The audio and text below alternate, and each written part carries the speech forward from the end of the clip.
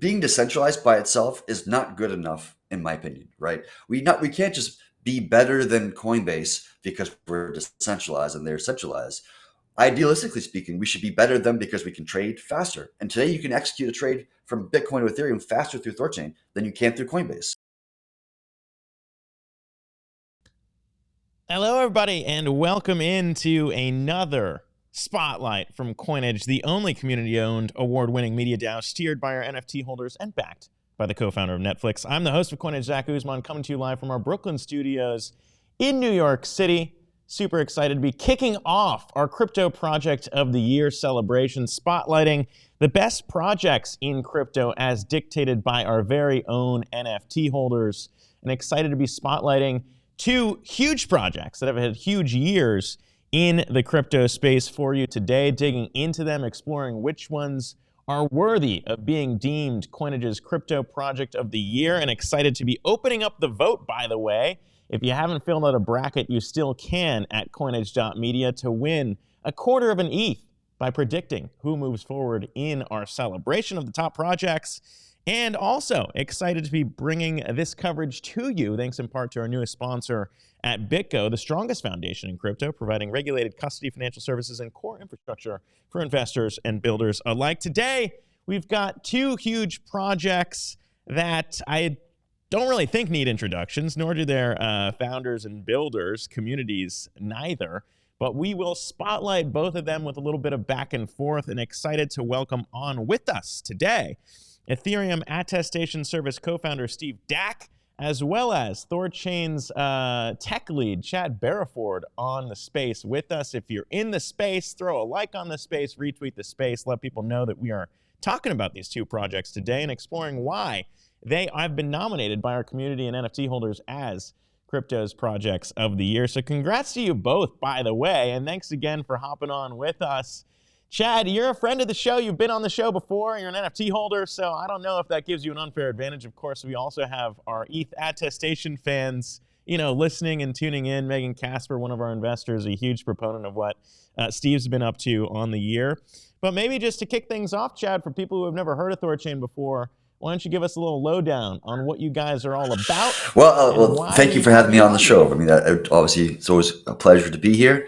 And I'm glad to know that you're saving the best project for first. I take that as a compliment, Yes, but I'm the tech lead on a little project called THORChain, and what we do is basically as a cross-chain AMM, right? So it's similar to Uniswap or something like that. But what makes us unique is that we can work with any chain on any asset, including UTXO chains like Bitcoin or EVM chains like Ethereum or BNB crypto node chains like Monero is technically possible. So we can really work with every asset across the entire spectrum and be able to trade value between one chain and the other in a completely decentralized KYC-less way. That's a beautiful intro, and yes, we're going to dig into exactly more of what that means and why I think the underlying token powering THORChain, Rune, has seen a more than 200% gain in just the last couple months. Obviously, that's, I think, maybe potentially what has flagged so much attention, at least in terms of our NFT holders being excited about what's been happening over there. And Steve, I don't want to overlook the fact of what you guys have been up to at ETH Attestation Service either, because I think if there is one common thread in why maybe you guys were paired for this particular space is really leaning into, I think, kind of the core ethos of a lot of crypto projects, in that you guys are open source, in that you guys are trying to build an open and permissionless way for a lot of things to be, attested to on chain. But same question to you, just to get us started, kind of what your project's all about and the problem that it's trying to solve. Yeah, sure. Again, thanks for having me on. Pleasure to be here. So EAS at its simplest, right, is a base layer that allows any entity to attest about anything. So an attestation can be anything. It can be me voting for somebody. It can be me tweeting something out.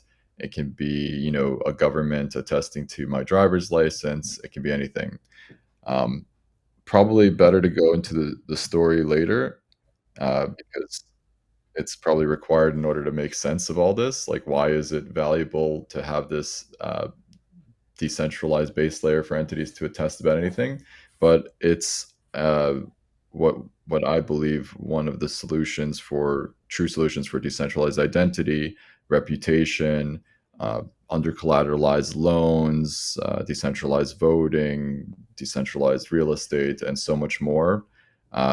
EAS is essentially a new primitive that is, in our opinion, better than an NFT and capable of describing an infinite amount of intents that entities might have. And I'll leave it at that, and we can go further later. Yeah, no, I think that's great. And obviously, again, there's basically no dispute as to why we have U2. As far as kicking it off with a bang, Chad, to your earlier point, I think, I'm happy that we're kicking off with U2 today, because I don't think anyone can challenge the idea of either having, ETH Attestation Service or THORChain up here as kind of the lead projects that we're kicking off this celebration slash competition with today. You guys at EAS, let's just shorten it. You guys at EAS, Steve, had also signed on Coinbase. I want to spotlight that partnership too in just a bit. But Chad, when we talk about, I guess, the growth and kind of where the space is at right now, obviously kind of the attention around centralized exchanges and what that looked like in 2022 and 2023 with Binance and things like that. I mean, I guess getting back to the core ethos is something that I think a lot of people in crypto have been excited about. What exactly about THORChain in being a DEX, in kind of allowing some of these permissionless swaps and savers, which you guys launched this year as well? I mean, what have you seen as maybe the thing that has your community Well, most I excited? think, like, to be fair, like, this entire industry was born from the idea of decentralization, of being permissionless, of having more liberty, more self-sovereignty, and these kind of things. And what's kind of tragic about that, we're what is it, about 15 years into the Bitcoin, story, the crypto story, and it took us this long to be able to remove this the centralized points of being able to get in and out of Bitcoin, right? Like, it's crazy that up until this point, up until THORChain, there was like almost 100% of the trade volume of Bitcoin was through centralized entities who you had to KYC with, identify yourself, and they would, report information to whoever they felt the need to do so. That's kind of crazy considering where this industry comes from and the vision of this industry is. And so I think initially everybody gets excited about THORChain because of its kind of its roots of this idea of decentralized DEX to move between any chain or any asset and connecting value across this entire ecosystem into a way that makes sense for the entire industry. I think that's the initial thing. And if you get into more, you can talk about how our AMM model is very different from other AMMs and how more efficient it is in many respects. And that's partially why we've been seeing this big push for THORChain in the last few months, is because we have these really great innovations around a more performant, a more capital efficient, and more efficient system that can work better and more effectively than what we've seen before. And so I think people get very excited about that. They're excited about savers, that you mentioned earlier. They're excited about lending and having decentralized Bitcoin loans, which again has never happened before in Bitcoin's history. So it's just like we're doing a lot of things that were, for everybody, thought those things were impossible until we accomplished them. Yeah, and I mean, obviously, we've talked about THORChain before. I think, you were one of our first guests to kick off Coinage in our existence. You came into the studio, and back then we were talking about the volumes on THORChain. It's kind of shocking. I don't know if we necessarily have a chart to show this. I have it on my screen. But it's nuts to think about kind of how far it's been up. I mean, you guys have topped $1 billion in monthly volumes before, but now in the month of, what was it? In the month of November, it's like 7 billion. So, I mean, we're talking about kind of a 7X. I don't know if I'm underselling those numbers, but it's to think about where DEXs went Yes, in challenging it's coming a centralized long way exchanges. in a very It's short kind of period of night time. and So day. if we did a billion or a billion and a half in a month, that would probably be about average during the bear market in the last like year or so. And then in October, we did about 3 billion, which was like an all-time high for us. And now we just more than doubled it at 7 billion. It's probably going to end between $7 and $8 billion in trade volume, which is obviously nothing to scoff at. It's nothing compared to what we have, targeted, right? Like the total volume that's being passed through Bitcoin and Ethereum and other assets is obviously much, much larger than that. And so there's a lot of room to grow. And in my opinion, at whatever DEX that is going to be the highest volume traded DEX will probably have to support Bitcoin and Ethereum. If you don't, then you're going to be, you'll be operating on a small subset of the total spot volume of crypto. And so whatever DEX that can accomplish supporting the most important and major and the vast majority of most trade volume, that's going to have obviously over time, with given enough time, we'll have the most amount of volume and of all the dexes. And then once we accomplish that as a project, I get my sights on Binance and surpassing their volumes. Yeah, it's been wild to see, and obviously we'll continue talking about that. But Steve, on the other side, I don't want to necessarily overlook the role and the idea of what centralized exchanges have been able to play in maybe on-ramping or onboarding users. And obviously, as I teased to and alluded to before, your guys' partnership with Coinbase, I think, might be helping in terms of maybe some of the centralized exchanges inching along. We've obviously seen this year Coinbase launch Base. We've seen a huge push into kind of being more on-chain native. Their huge on-chain celebration. We partnered up with Base and Jesse Pollock as well in what we launched. But what do you make of, I guess, what you guys are helping with, and how does EAS play a role in maybe bringing some of these centralized exchanges into more of a Web3 native world? Yeah, so like you said, Coinbase is super, super bullish about going on chain. And I think this partnership, or this, it's not really a partnership since we're just a public good, but them using EAS just really shows how committed they are to like true decentralization. And what's interesting about these attestations is that it doesn't necessarily like help the exchange necessarily, but it opens up the opportunity for developers to build things that they probably couldn't build before. For example, if you were like a US resident developer and you wanted to create some sort of like, securities type exchange, right? You might go to jail, right? Gary Gensler is going to come find you. But if you create this type of exchange and you say, for example, only users who have an attestation that's not from the US, for example, are going to be able to use this. Now you actually like open up the ability for developers to create stuff like this. So I think it's a super, super useful tool, as well as for civil resistance. There's tons of situations that happen today with like airdrops being basically farmed by bots. Imagine if you have, if developers are able to now implement EAS and say you require an attestation from Coinbase or some other reputable entity that says that you've passed some sort of verification that's more trustworthy than, for example, maybe just assuming that, every person with a different address is a unique human. That doesn't actually work. In general, I think they are going to increase the types of things that they attest to. And I think this is also shows other companies in the space, in the Web3 and also the Web2 space, how, you can easily implement attestations that can be used by other entities. What's cool about this is as soon as Coinbase finished this, there were multiple companies that implemented the attestations. For example, Guild XYZ allows you now to create community gated chat rooms, and they can be gated with attestations. So for example, you can say you can enter this group only if you are a US resident, only if you are a Canadian resident, and you can gate with additional types of things. So I think it just adds an attestation from Coinbase is super, super strong. It might be the strongest entity in the space as far as, a centralized entity that does their due diligence when they verify that someone is actually a human and in a particular space. So I think it's super, super bullish for decentralization and decentralized identity in this whole space, what Coinbase did.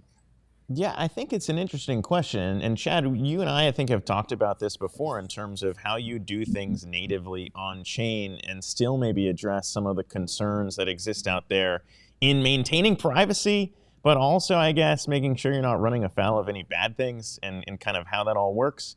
Obviously, THORChain's been integrated by a lot of front ends that may be doing their own due diligence that Steve's talking about there, whether it's, Shapeshift, that we've talked about a bunch of times with Eric Voorhees, or Trust Wallet. Is it Trust Wallet added? I can't keep track of how many projects have added THORChain on the back end, but I mean, talk to me about how you look at that. Yeah, well, that's a good problem to have, I guess, right? If we have so much growth, you have a hard time tracking it, right? I don't mind that problem so much. Yeah, so the protocol itself is permissionless, right? It doesn't really have any concept of being able to like to approve or disapprove of any particular address or whatnot. UIs might be kind of pressured to do so, and THORSwap has implemented, I think it was TRM, as a chain analysis to be able to verify that addresses are valid before doing a swap. And I think that makes sense in their particular case.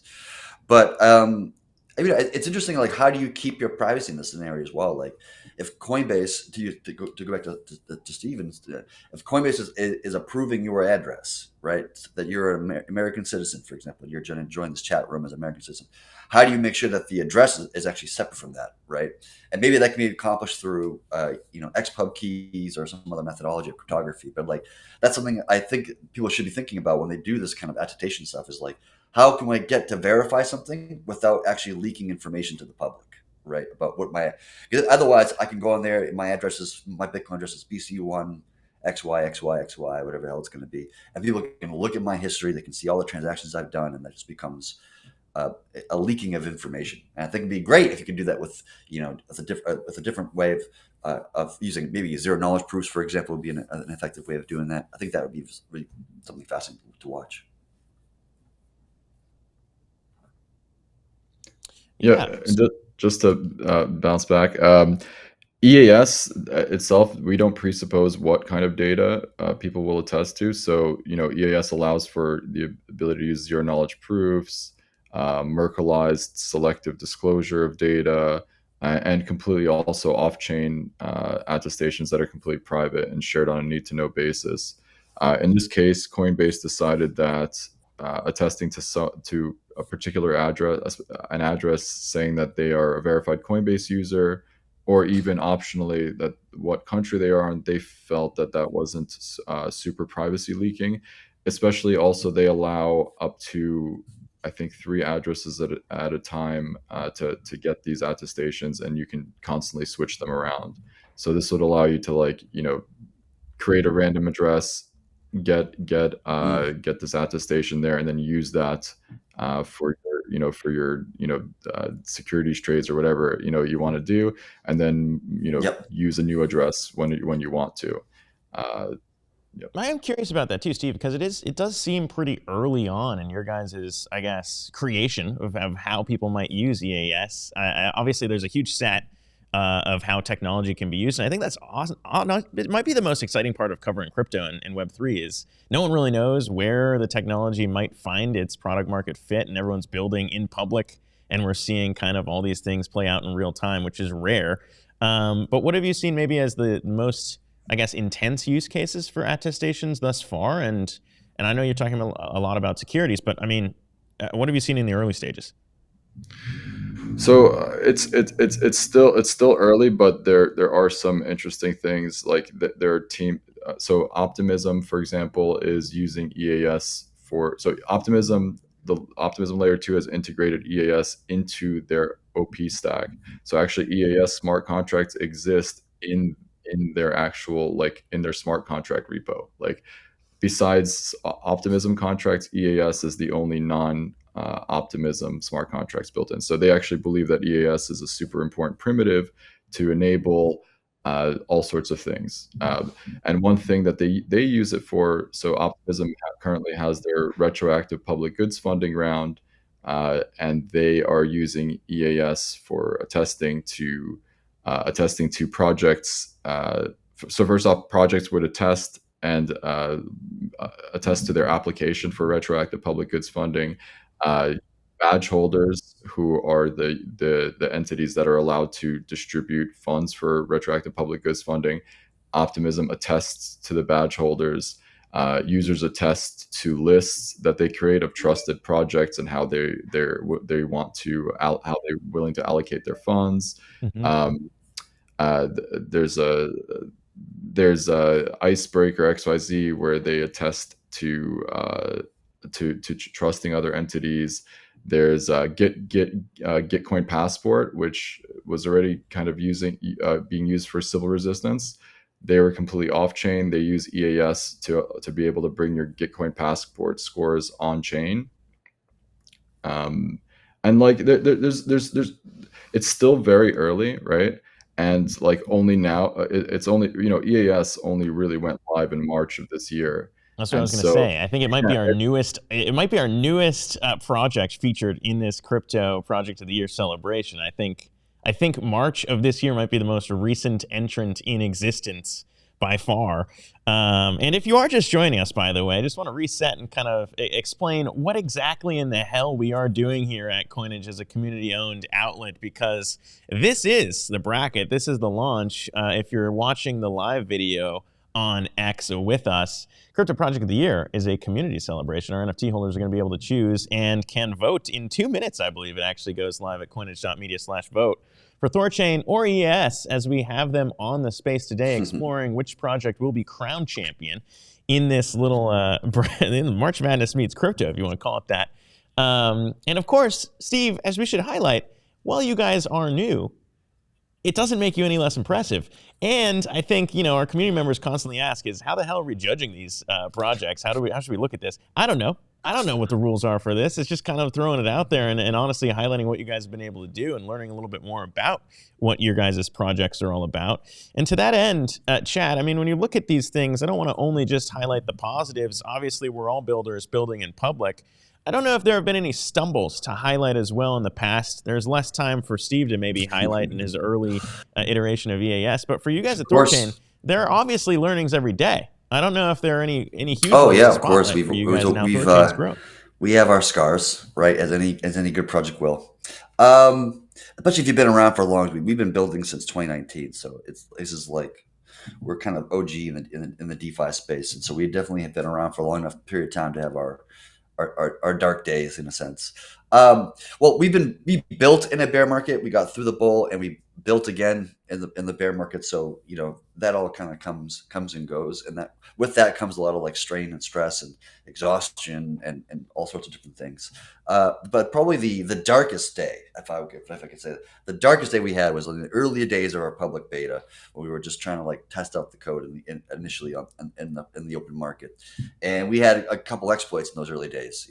And thankfully, because we did a kind of a capped launch, there wasn't much liquidity at risk, which was done that way on purpose for a good reason.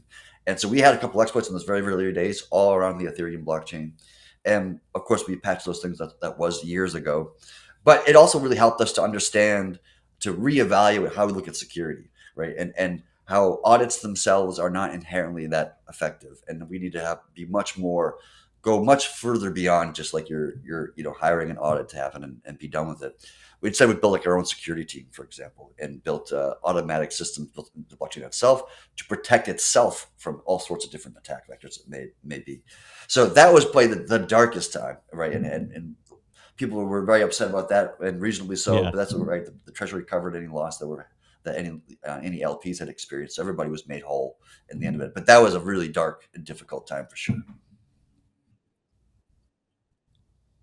I can attest to that, actually, in that, I was around for that. I remember what happened in the THORChain community, and, again, it's building in public, but at the same time, as you and I have discussed, I had funds in BlockFi, I had funds in THORChain, those ones were covered. BlockFi, I don't know, we'll see what the hell happens with the money that I had there. Yeah. But these are the risks, these are the learnings that I'm talking about in terms of, I guess, experiencing them together, and also building smartly in terms of capping, as you said, how much money people could put into this protocol and fixing things as you go along.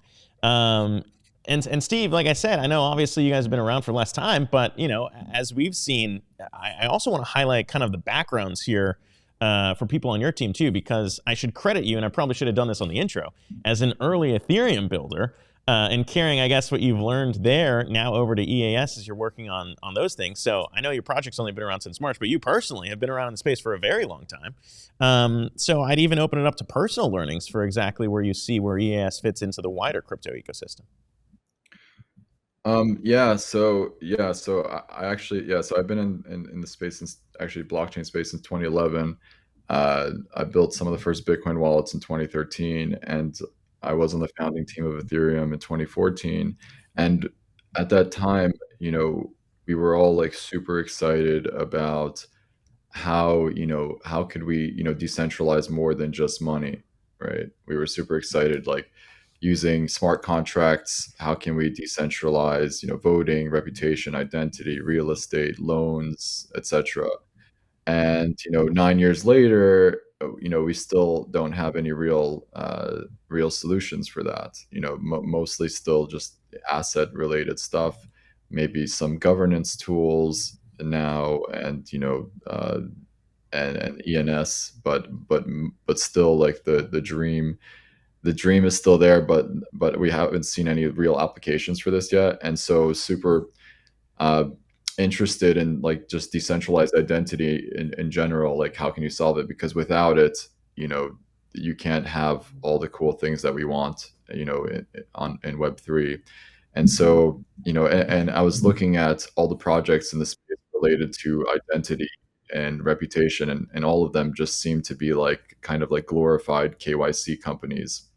And so I was really interested in, like, what actually is identity, um, and then I started to think, like, well, at some point I had no identity, and then I realized, well, when was that point when I finally had an identity? And I was like, well, when I was born, my mom named me Steve, right?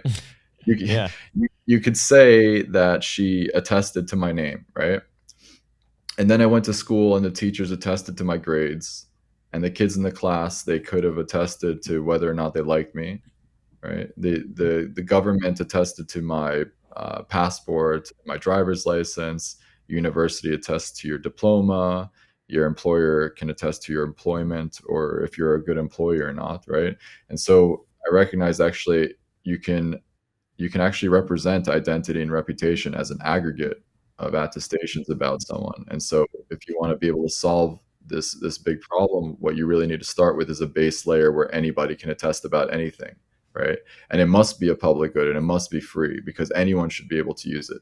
Because identity and reputation, it's like a super complex kind of concept, right? Like, my reputation is both, relative and contextual, right? So, like, maybe Mhm. you uh, value me as a good developer, but maybe not as a good dancer, right? And different people will value me differently. And your identity, could be made up of, like, all these little pieces that, you might not even consider identity. Maybe my Mickey Mouse Club membership is part of my, Is identity. And there is there a dystopian maybe potential? I'm thinking to in college we had this little thing. I actually can't remember. It was called Lulu. Actually, now that I'm remembering it, it was an ability for women to rank or maybe review dudes as potential good dudes or bad dudes, and there was a rating. Which, shout out to my college self. I believe I was like 9 out of 10. If you don't believe me, you can look it up. But I don't know if that's good or bad, because who knows if, like, a bunch of them teamed up against me. So how do you look at maybe, like, I know it's permissionless, but how do you look at maybe a dystopian, take it to the extreme where maybe bad things are happening on Yeah. attestations? Yeah, I mean, that's certainly a thing, right? And in the real world, right, an attestation is essentially, it's just an entity saying something about anything, right? And so anyone can say anything about you, right? Anyone can go on the internet and say all sorts of bad things about you. I can say whatever I want, right? But what's the value of the person that's saying it? And that's the important thing, right? And so, like, entities will always be attesting to other entities and saying all sorts of things, but the value of the attestation is based on who is attesting, who is the attester, right? So, for example, if I'm looking at my profile and I have, there'll probably be a ton of spam attestations, ads, this and that, right? But if I have a good filter, I would only look at attestations that are relevant to me. So, like, I don't know if you remember, even before crypto, there was this, like, kind of idea of the web of trust, decentralized web of trust, using, like, PGP keys, where you would basically trust a wallet, and that or trust an address, or trust a PGP public key, and then, other keys could trust other keys, and you'd have this kind of, like, web of trust based on who you trust and who those people trust. So imagine this situation, where, like, some I get some attestation that says, I'm a 3 out of 10, right? Well, who is that person, right? Is this person a real person? You can look and say, like, well, does this person have any attestations from anyone within my network? For example, I trust Coinbase, as Coinbase attested to her. I trust, my friends. Have any of my Mhm. friends, or even down the line, have any of my friends attest to this person. And then once you derive a value of this person relative to you, then you can weigh their attestation. And so like, EAS itself, like, we're just a base layer for attestations, but there will Yep. be so many different, there'll be a whole ecosystem of applications on top of EAS, including ones like, you kind of like imagine like Equifax right now. They look at all your credit reporting stuff, all your spending and everything, and they generate a score, right? Yep. You'll have applications that'll look at all your attestations of all different types, private ones and public ones that you share on a need to know basis, ones that are public, and be able to derive a trust score. Maybe it's for maybe it's for a lending company to decide whether or not you're trustworthy to lend, right? Yeah, And or a combination. I mean, we talk so much about Uber ratings. That's the other big thing that exists, I think, as a good score into whether or not someone's a good person or bad person is what the Uber rating is. Shout out again to my former college self. It's been good since I've been in college, but I think it's interesting to hear about some of these use cases. To be honest, that's kind of why we wanted to put these spotlights together, is to learn about kind of how this stuff will be used moving forward. And we talked already a lot about the past of what you guys have done. And we're looking now at the early opening, as we just opened on coinage.media/vote, the ability for NFT holders to start voting. Chad, I don't know if this was you already voting here, but THORChain now has at least a good start here. So shout out to them. Of course, if you are wanting to vote for Steve and EAS, which, this space hasn't concluded, so I'm not entirely sure who I'm voting for yet. But I'm excited to hear how some of this technology is being used. We've talked a lot about 2023. Why don't we talk a little bit more about what you guys have planned for 2024? And this is kind of getting into the juicy alpha that our community always loves hearing a bit more about. And in the other side of the bracket, we're not showing it now, but Steve, you talked a little bit about, Optimism and what's being used there. Solana and Optimism are in another matchup we'll have later next week. But Chad, for THORChain, what are you most excited about when it comes to next year? You've talked about seeing huge surges in liquidity coming to your platform, more savers and swaps being enabled by your guys' protocol. But what has you excited about what THORChain has? The most important thing I'd say, in my opinion, is that we have huge integrations coming into 2024. A lot of them in Q1. And that's going to be transformative for the protocol. It's going to create, in my opinion, would create a lot of. I can't go into the details because I don't think I'm allowed to. But integrations into like major players, I think it's going to be huge, and just to create much more liquidity, more trade volume, more LPs, like all this kind of stuff. So I'm actually very excited about this stuff, but unfortunately, I can't go into much more detail. But the other thing I'm really excited about is hopefully in 2024 we can actually get limit orders running, right? And so right now, swapping is really more like not really done by professionals. Like professionals want professional trading environments and charts and all these kind of things. And so swaps are generally kind of like not for the day trader per se, although they can use it if they want to. And I think I'm really excited about how every sex in the world has like a simple UI and then like the pro UI, right? That's like for the people who really want to trade, right? And so I really love to get once we have the tool sets to provide both that kind of simple UI for the kind of the simple trader who just wants to get a single trade done and execute and be done with it, versus the professional trader who wants like the full kind of environment with much more powerful tool sets. That I'm really kind of excited to build in 2024 to kind of expand our user base from just swappers to now be traders as well. Yeah, it's been interesting too. I don't know which one moves the needle more for your guys' community in terms of building out some of that front end or tooling versus just being a back end liquidity provider, or maybe both. I don't know if there's one that has seen. I don't know what you attribute the huge surge that we've talked about in terms of going from maybe $500 million to $7 billion.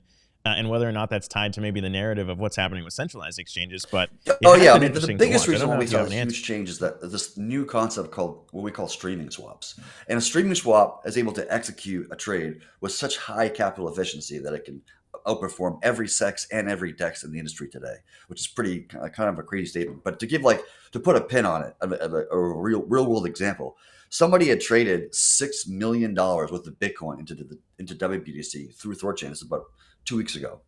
And the WBTC pool is only $4 million deep. So the trade size was 50% larger than the depth of the AMM pool itself. Now, if you know anything about AMM, you just know that person's going to get absolutely wrecked in fees because that's just a ridiculous situation.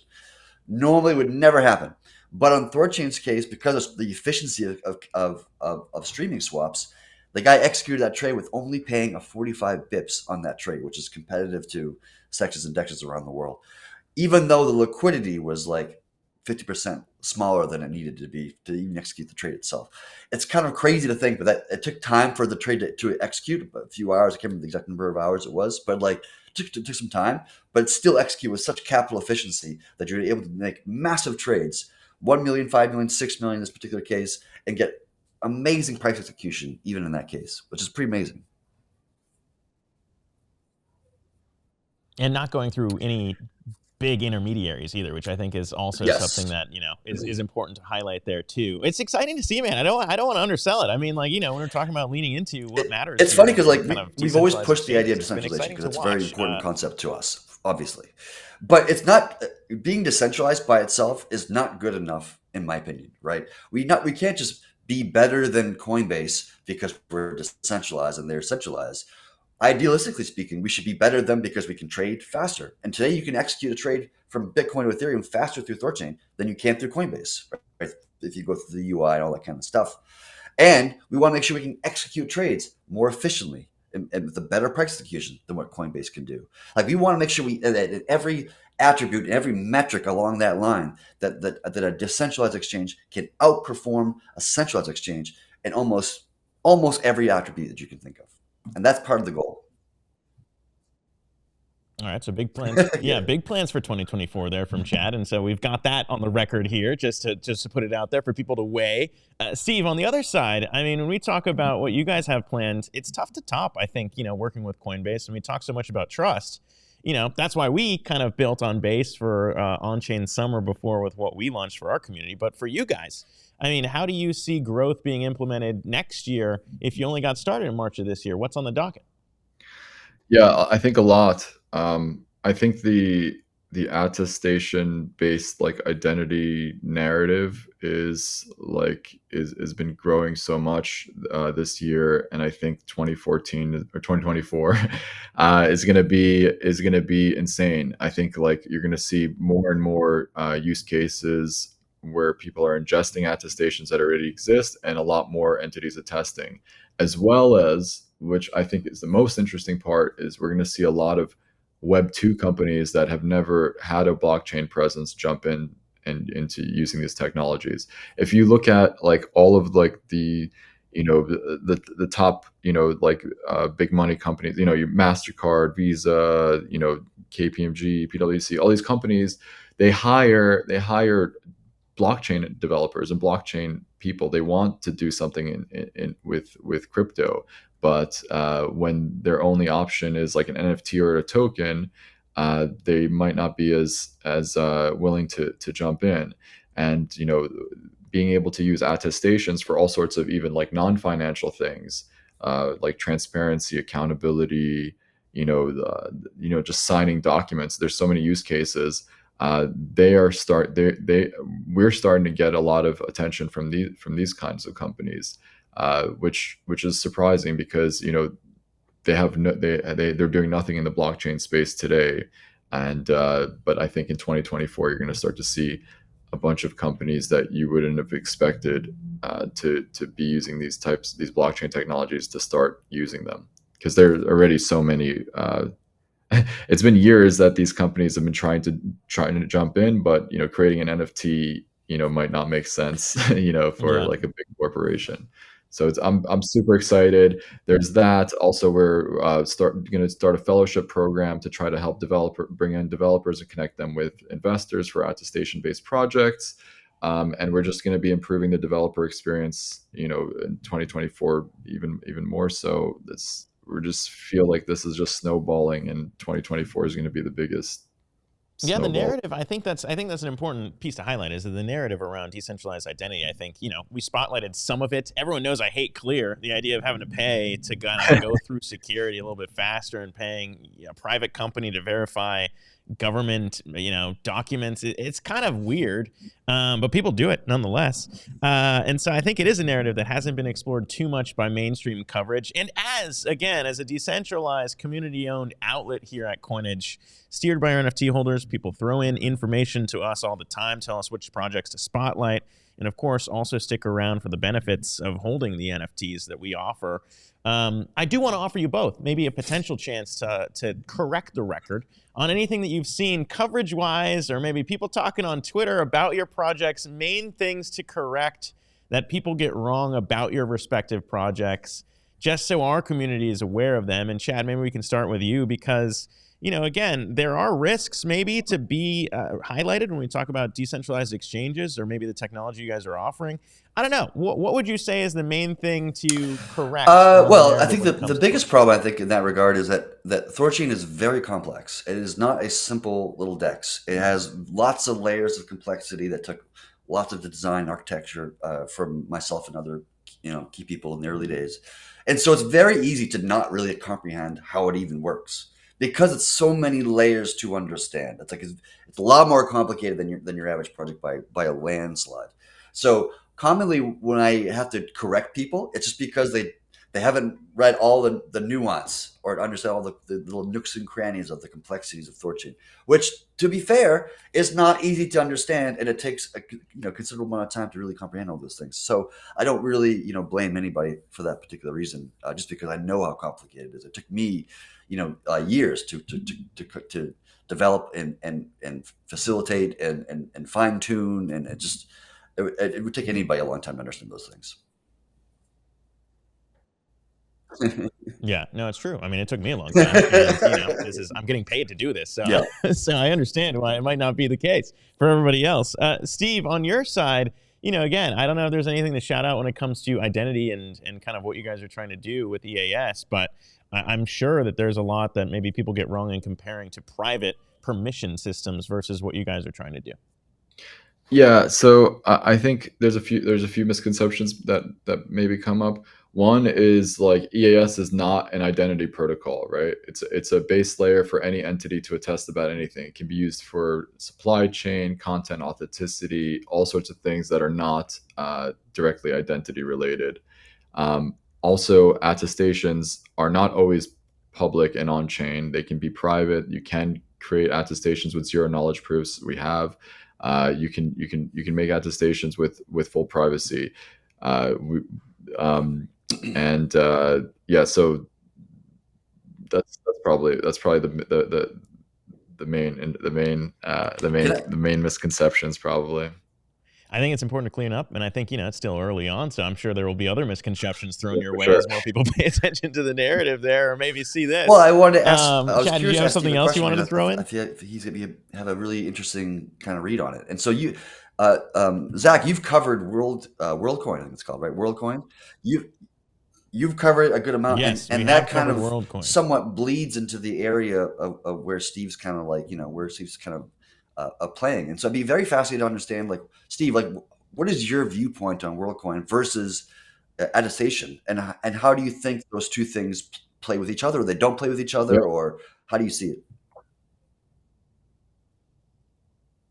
Yeah, so okay, so when I first heard about WorldCoin and found out about it, I was thinking they are a company that's interested in kind of being the identity solution for the world, right? And we see them more as an attester, that they are just a trusted entity that attests, right? And that you shouldn't have to trust WorldCoin, right? And some countries don't, some entities won't, right? EAS is a base layer where WorldCoin, and we have talked to them, and we've talked to them multiple times. They are interested in attesting using EAS, so that's probably what you'll see also in 2024. WorldCoin using EAS to make attestations of WorldCoin identities for on-chain. But it's fully compatible. We don't believe that WorldCoin is going to be the only trusted identity source. WorldCoin will attest, and other entities will attest to people's identity. I like Chad. Thank you for stepping in, by the way. One of the approved hosts here at Coinage to step in whenever the feds take me out. We have Chad stepping in for me.